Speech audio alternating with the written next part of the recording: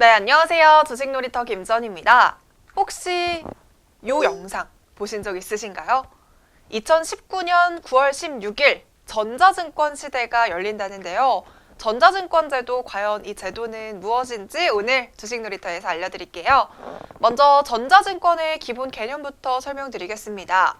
전자증권 제도란 주식이나 사채 등을 전자식으로 등록해서 증권의 발행과 유통, 그리고 권리 행사가 일절 실물 없이 이루어지도록 한 제도인데요. 이러한 전자증권 제도는 OECD 36개국 중 독일과 오스트리아, 한국을 제외하고 33개국에서 도입을 하고 있었는데요. 우리나라는 이번 9월 16일부터 시행될 예정입니다.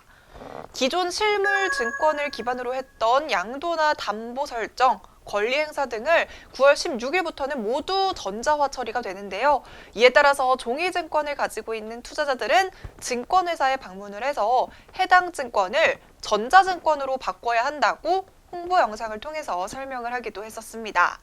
그리고 앞으로는 그동안 실물증권의 발행과 유통을 맡아왔던 한국예탁결제원이 새롭게 시행되는 전자증권의 등록기관이 되는데요. 전환은 자동으로 전환되는 일괄 전자등록 전환과 발행회사의 신청에 의해서 전환되는 신청 전자등록 전환으로 나눌 수 있는데요. 상장증권과 집합투자증권, 파생결합증권 등 전자등록이 의무화된 증권은 별도의 신청 절차 없이 제도 시행일의 일괄 전자증권으로 전환이 되는 것이고요. 법률상 전자등록 의무 대상이 아닌 예탁 비상장 주식 발행회사가 전자등록으로 전환하고자 하는 경우에는 6월 17일까지가 한국예탁원, 예탁결제원에 전자등록 신청 서류를 제출하는 마감일이었습니다. 그럼 이렇게 전자증권 제도를 도입하는 이유가 무엇일까요? 일단 전자증권 제도가 도입되면서 종이로 된 실물 증권을 발행하는 데 드는 비용과 관리에 위험 부담이 줄어드는데요. 비용 절감 효과는 연간 900억 원에 달한다고 합니다. 또한 위조나 분실, 탈세 등을 막을 수 있고요. 탈세 방지, 주주총회 내실화, 공시 개선 등의 부수적인 효과까지 기대할 수 있다고 합니다. 이렇게 금융거래의 투명성을 높여서 공정경제 실현을 기대할 수 있겠는데요. 반면에 우려가 되는 점은 아무래도 해킹이나 보안의 문제가 아닐까 싶습니다.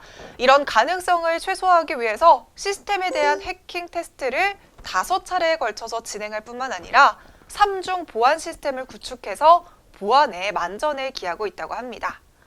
네, 이렇게 9월 16일부터는 종이증권이 역사 속으로 사라질 텐데요.